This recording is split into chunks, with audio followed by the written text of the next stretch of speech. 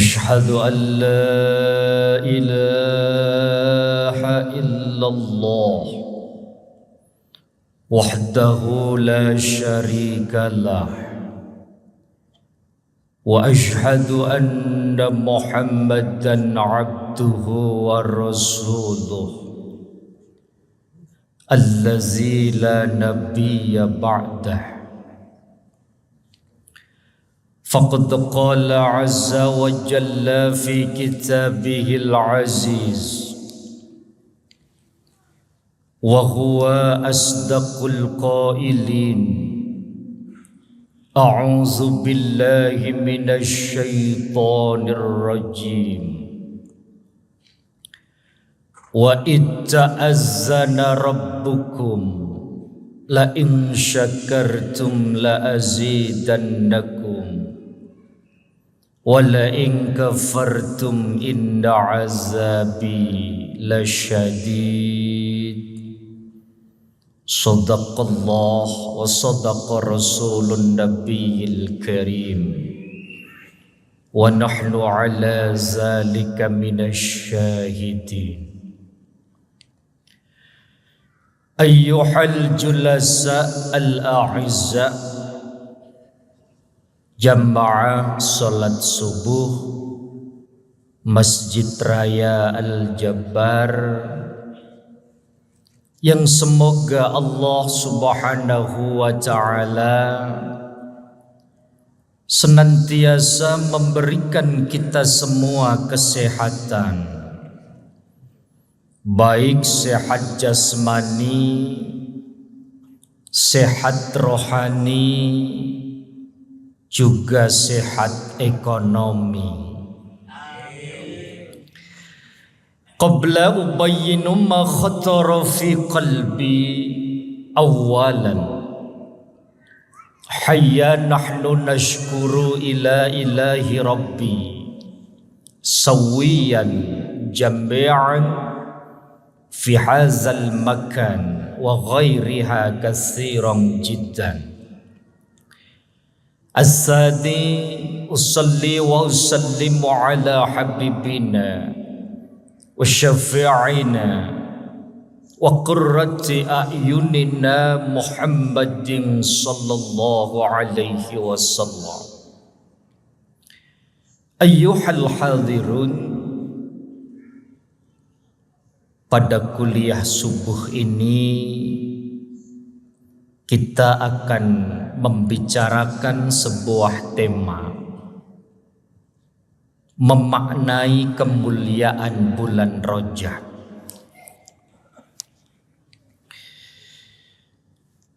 Dalam Al-Quran dikatakan, Inna iddatash syuhur isna asyara syahran. Satu tahun itu ada 12 bulan. Wa minha arba'atun hurum. Ada 4 bulan yang 4 bulan ini disebut sebagai bulan suci. Salasatun mutawaliyatun, 3 bulan saling beriringan, yaitu Zulqa'dah, Zulhijjah, Muharram. Wa wahidatun mutafarriqatun, 1 bulan terpisah. Wa huwa syahrul Rajab, yaitu bulan Rajab. Arti hurum di sini, arti bulan haram di sini, yaitu bulan mulia.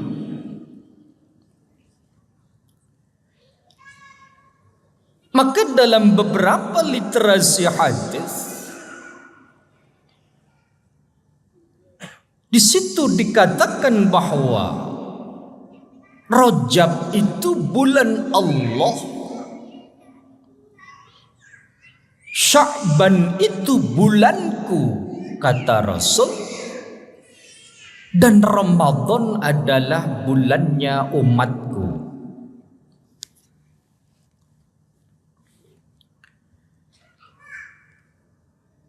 Lalu kenapa Rajab ini termasuk salah satu bulan suci?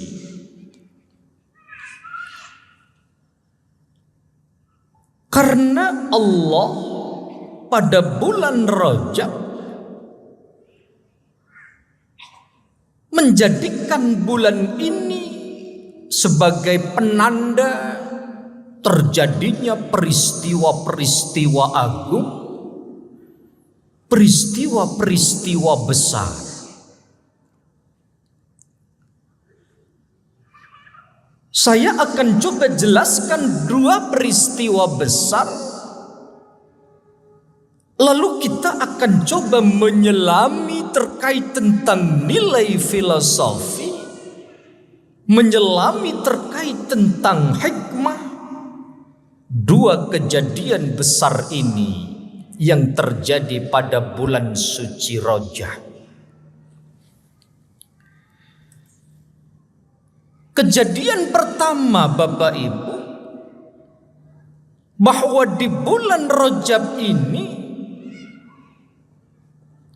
Allah Subhanahu wa ta'ala mentakdirkan mulainya kehidupan baginda Rasulullah sallallahu alaihi wasallam. Rohnya disimpan, rohnya ditiupkan di dalam rahim baginda beliau Sayyidatina Aminah. Jadi saat bulan Rajab Allah mentakdirkan memulai kehidupan secara lahiriah lewat rahim Sayyidatina Aminah, ditakdirkan mengandung baginda Rasulullah. Itu terjadi bulan Rajab. Maka kalau kita hitung saat Rajab ditandai dengan dimulainya kehidupan Rasul secara fisik, kita hitung maju 9 bulan kemudian, tepatnya bulan Maulid baginda Rasulullah sallallahu alaihi wasallam dilahirkan secara fisik, tepatnya tanggal 12 Maulid. Lalu hikmah apa yang bisa kita ambil dari kejadian ini? Rasul betul secara roh ditiupkan ke dalam rahim ibunda beliau pada bulan Rajab, dilahirkan pada bulan Maulid, tapi hakikatnya Nur Muhammad itu sudah diciptakan jauh sebelum alam semesta ini diciptakan.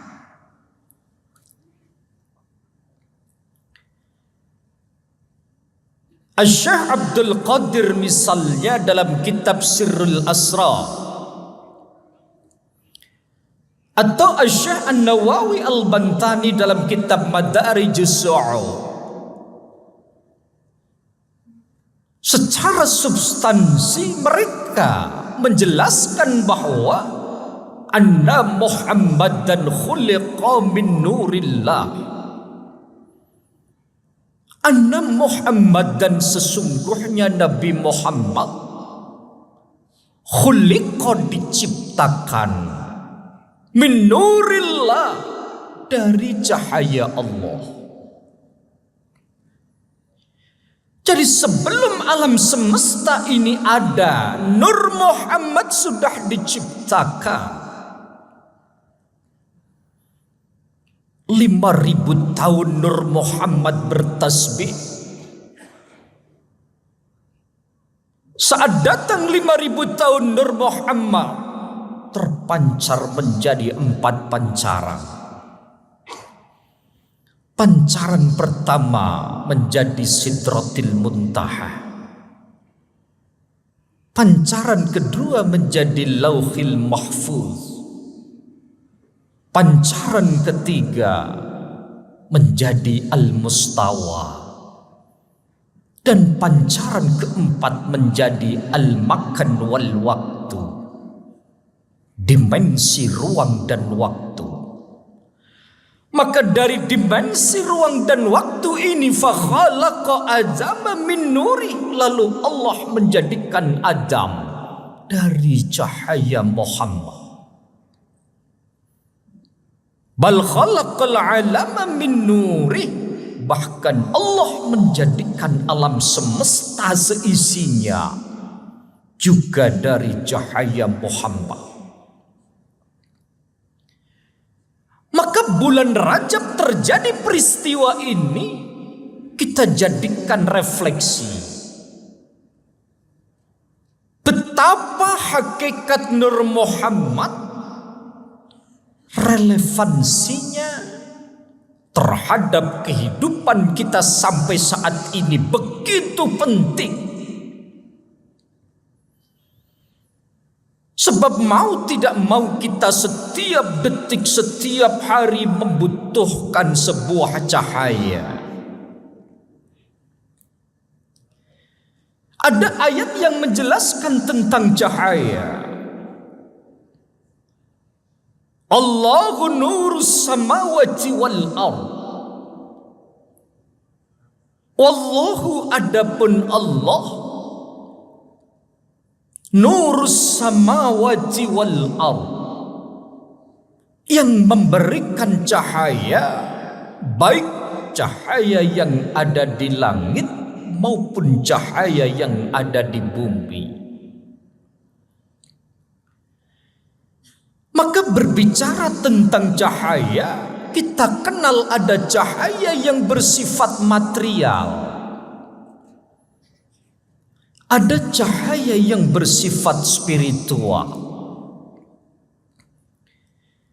Cahaya material contohnya cahaya matahari,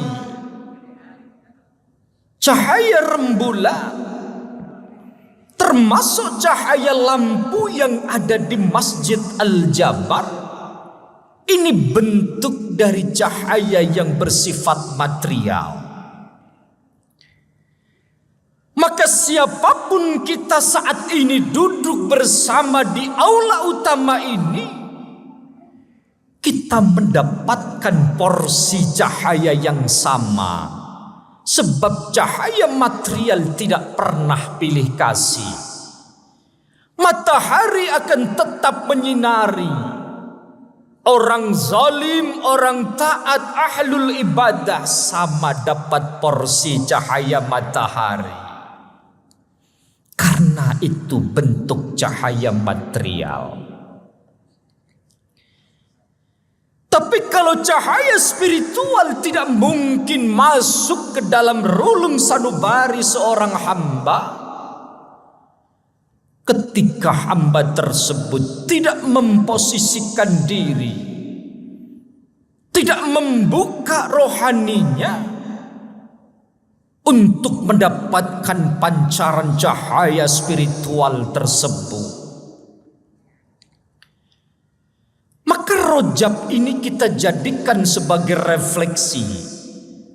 Saat cahaya Muhammad dimasukkan ke dalam rahim Sayyidatina Aminah tepat di bulan Rajab, maka bulan Rajab ini kita latihkan diri kita untuk selalu menghidupkan cahaya spiritual yang ada dalam diri kita. Kita hidupkan cahaya spiritual yang ada dalam sanubari kita. Dengan apa? Saya mengutip apa yang disampaikan oleh Ibnu Jabir Al-Jaziri dalam kitabnya Minhajul Muslim. Ada 4 hal yang itu kalau kita lakukan mampu menjaga cahaya-cahaya spiritual yang ada dalam diri kita. Apa itu? Pertama, at-taubah. Perbanyak taubat. Yang kedua adalah muraqabah. Selalu dekatkan diri kepada Allah Subhanahu wa ta'ala. Bukratan wa asyian wa ala junubihim yatafakkarun. Pagi, sore, malam, hati kita selalu berzikir. Hati kita selalu usul, sambung kepada Allah Subhanahu wa ta'ala. Yang ketiga adalah muhasabah, selalu evaluasi diri, introspeksi diri. Dan yang keempat adalah mujahadah, bersungguh-sungguh ingin menjadi pribadi yang selalu lebih baik dan lebih baik lagi. Maka bulan Rajab ini kita jadikan refleksi untuk kembali menjaga cahaya spiritualitas tersebut. Kejadian besar kedua yang ingin saya sampaikan di bulan Rajab adalah peristiwa Al-Isra wal Mi'raj baginda Rasulullah sallallahu alaihi wasallam. Ketika Allah mewajibkan puasa, Allah berfirman dan turunlah wahyu tersebut. Ketika Allah mewajibkan zakat, turun ayat sebagai wahyu. Tapi ketika Allah mewajibkan sholat, Allah mengundang langsung baginda Rasulullah naik ke Sidratil Muntaha, ketemu dengan Allah. Apa nilai filosofi? Sebab sholat merupakan bentuk sebuah kewajiban yang akan menjadi sebuah influence di mana segala amal-amal ibadah kita yang lain diterima dan tidaknya tergantung pada sholat kita.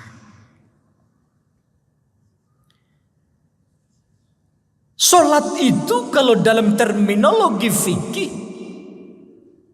aqwalun wa af'alun,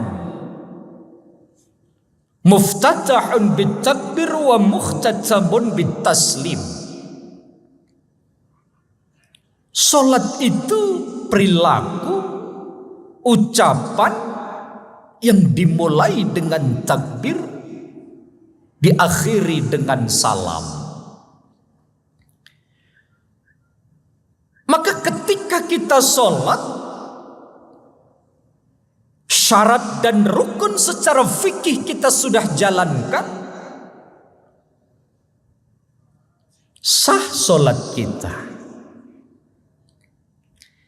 Tapi kalau dalam konsepsi ulama-ulama tasawuf, mereka sering mengatakan, kenapa saat lahiriah kita solat, tapi kadang-kadang batiniah kita tidak ikut sholat. Allahu Akbar. Hati kita ingat angsura, ingat hutang, ingat kerjaan, dan lain sebagainya. Lahiriah kita sholat, tapi batiniah kita tidak sholat.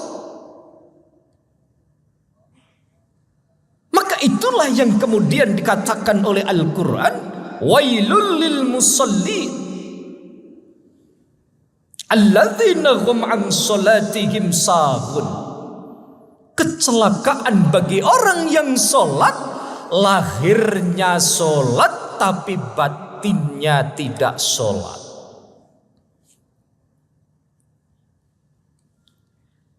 Maka Rajab ini adalah bulan yang dipilih Allah sebagai bulan di mana mulainya sebuah kewajiban tentang sholat. Kita coba refleksi kembali, kita ambil hikmahnya. Yang pertama, sholat itu sebagai media komunikasi kita dengan Allah. Kalau baginda Rasul ketemu dengan Allah, lahir dan batin ketemu. Tapi kita umat beliau manusia biasa, tidak mungkin lahir dan batin kita ketemu dengan Allah. Tapi Rasul memberikan sebuah ilustrasi. As-salatu mi'rajul mu'minin. As-salatu adapun salat, mi'rajul mu'minin itu mi'rajnya orang-orang mukmin. Jadi walaupun lahir kita tidak mampu ketemu dengan Allah, dengan sholat rohani kita bisa mi'raj, rohani kita bisa ketemu dengan Allah. Tapi bukan sholat yang lahirnya sholat tapi batinnya enggak sholat. Nilai filosofi bahwa sholat itu mi'raj dengan Allah, naik ke tabah Allah, ketemu dengan Allah adalah seseorang yang melatih sholatnya, lahirnya sholat, batinnya juga sholat.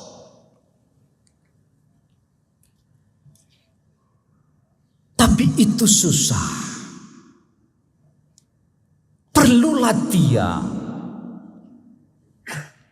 Kenapa susah? Laisal khusyu' fi shalah hatta al khusyu'a fi kharijis shalah.